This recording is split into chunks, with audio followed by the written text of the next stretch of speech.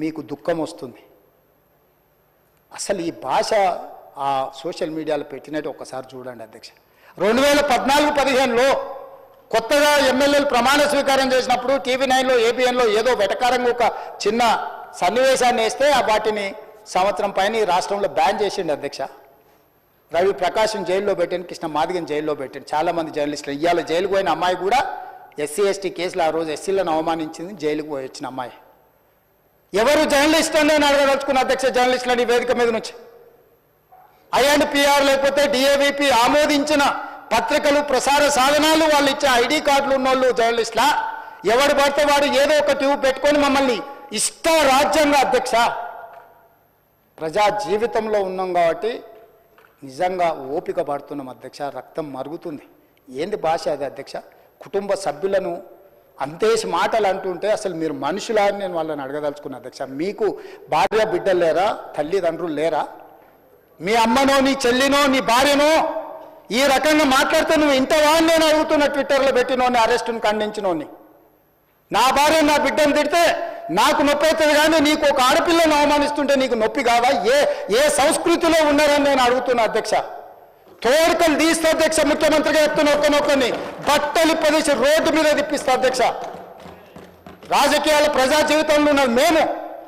విమర్శించండి, విశ్లేషించండి, మా గురించి మాట్లాడండి. ఆడబిడ్డల గురించి, ఇంట్లో ఉన్న ఆడోళ్ళ గురించి మాట్లాడే సంస్కృతి ఎక్కడి నుంచి వచ్చింది అధ్యక్ష? తెలంగాణ సమాజం ఇదేనా?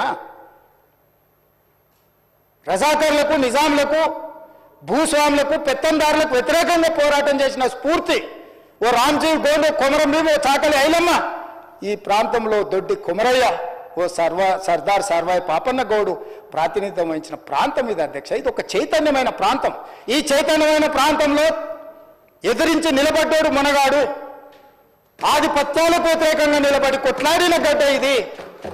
ఈ సంస్కృతిని మొత్తం సర్వనాశనం చేసి ఒక విష సంస్కృతిని నోటికొచ్చింది మాట్లాడి వాటిని పోస్టు చేయించి ఏం పైశాచిక ఆనందం అని నేను అడుగుతున్నా అధ్యక్ష.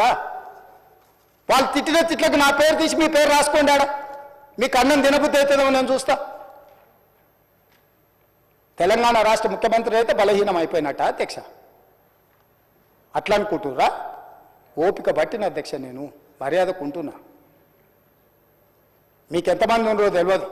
నాకు చికాకు వచ్చిందని తెలిస్తే లక్షలాది మంది పిల్లలు రోడ్డు మీదకి వచ్చి బట్టలు తీసుకొడతారు అధ్యక్ష ఒక్కడినొక్కడిని. నేను వద్దంటున్నా కాబట్టి, చట్టాన్ని గౌరవిస్తా కాబట్టి, చట్టాల పట్ల, శాసనాల పట్ల, ఈ భారత రాజ్యాంగం పట్ల మాకు సంపూర్ణమైన విశ్వాసం, నమ్మకం ఉంది కాబట్టి ఏమనుకుంటూ ఊరుకుంటున్నాం అధ్యక్ష. అది మా చేతగాని తనం కాదు.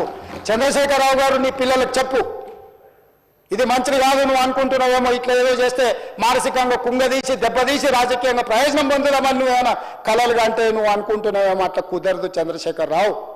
నేను చెప్పదలుచుకున్నా, హద్దు దాటితే, మాట జారితే దాని ఫలితం ఎట్లుంటుందో అనుభవిస్తారని నేను చెప్పదలుచుకున్నా అధ్యక్ష. పదవి ఎంతకాలం ఉంటుందని కాదు, ఎట్లా ఉన్నామనేదాన్ని నేను లెక్కగడతా అధ్యక్ష. ఆత్మగౌరవం చంపుకొని పదవి కోసం లాలూచిపడి దిగజారే రాజకీయాలు నేను చేయను అధ్యక్ష. ఉన్నంత కాలమే ఉంటా, నిటారుగుంటా, నికార్సుగుంటా. ఏది పడితే అది మాట్లాడితే ఇక నుంచి ఊరుకొని నేను చెప్పదలుచుకున్నా. మీరు అనుకుంటున్నాం ఏది పడితే అది బాగా మాట్లాడితే చెల్లిపోద్ది, లేకపోతే కోర్టుకు పోతే బెయిల్ వస్తుంది, లేకపోతే ఈడిపోతే అది వస్తుంది, ఆడిపోతే ఇది వస్తుంది, మానసికంగా మమ్మల్ని దెబ్బతీసి ప్రయోజనం పొందాలని. అవసరమైతే చట్టాన్ని సవరించే పని అని చేస్తాం. ఏం భాష అధ్యక్ష? ఒకసారి మీరు చూడండి అధ్యక్ష.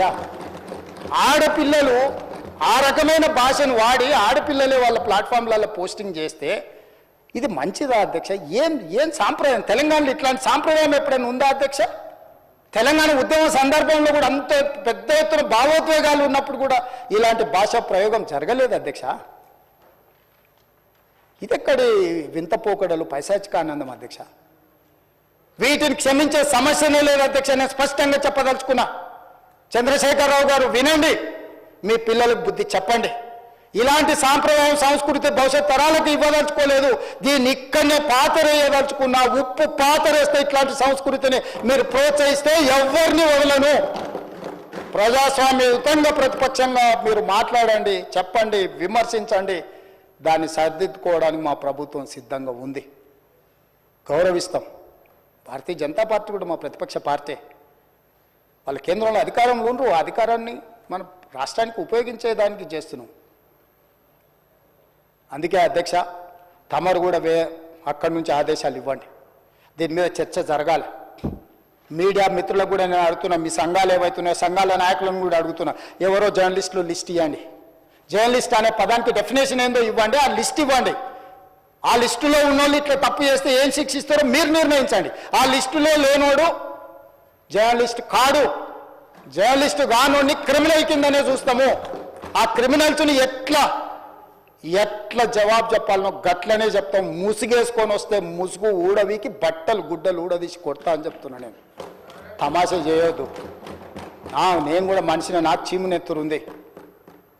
అన్నిటికీ బరాయించుకుంటే తప్పులని అన్నిటిని మోసుకుంటే ఏదో కుర్చీలు ఉన్నా కాబట్టి ఊరుకుంటా అనేమన్నా ఏషాలు వేయదలుచుకోరాం. అన్ని చట్టపరంగానే చేస్తా. చట్టాన్ని పరిధిని నేను దాటను. ప్రతిదానికి ఒక శిక్ష, ఒక విధానం ఉంది. ఏది కూడా పరిధి దాటను. ఎందుకంటే నేను ముఖ్యమంత్రిని. చట్ట పరిధిలోనే అన్ని శిక్షలు ఉంటాయి. జర్నలిస్టులకు కూడా నా సూచన, ఎవరు జర్నలిస్ట్ వాళ్ళ గుర్తింపు కార్డు ఏందో మీరు నిర్ణయించండి.